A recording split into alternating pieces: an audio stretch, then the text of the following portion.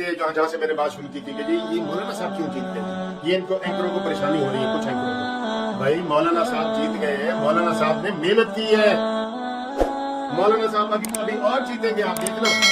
مولانا صاحب پنجاب میں جیتیں گے, سندھ میں جیتیں گے, بلوچستان میں جیتیں گے. مولانا صاحب نے جتنی 3.5 سالوں میں محنت کی ہے نا, کسی نے نہیں کی.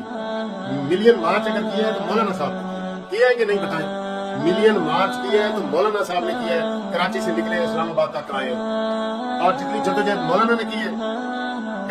مولانا کو تو اپنوں سے بھی بڑے شکوے ہیں, پی ڈی ایم کے حوالے سے کہہ رہا ہوں, ان کو تو اپنوں سے بھی بڑے شکوے ہیں. تو جناب مولانا صاحب کی محنت ہے, محنت محنت محنت. اور کسی چیز کو طالبان کے ساتھ نہ جوڑا جائے, اور کسی چیز کے ساتھ نہ جوڑا جائے. مولانا صاحب کی محنت رنگ لائی ہے, اور وہ پی ٹی ایم سے جیتے ہیں, اور آگے بھی جیتیں گے. میں ہمیشہ یہ کہتا تھا کہ جب کسی کے کوئی ایک جماعت یا پارٹی یا کوئی گروہ کام نہیں نہ کرتا, اللہ تعالیٰ اس کے متبادل ہے.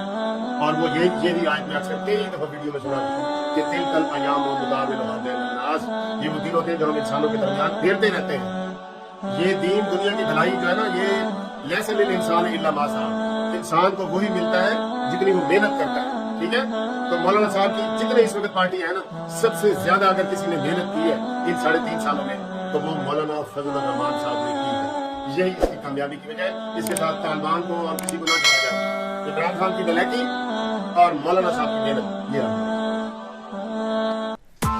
Press the bell icon on the YouTube app and never miss another update.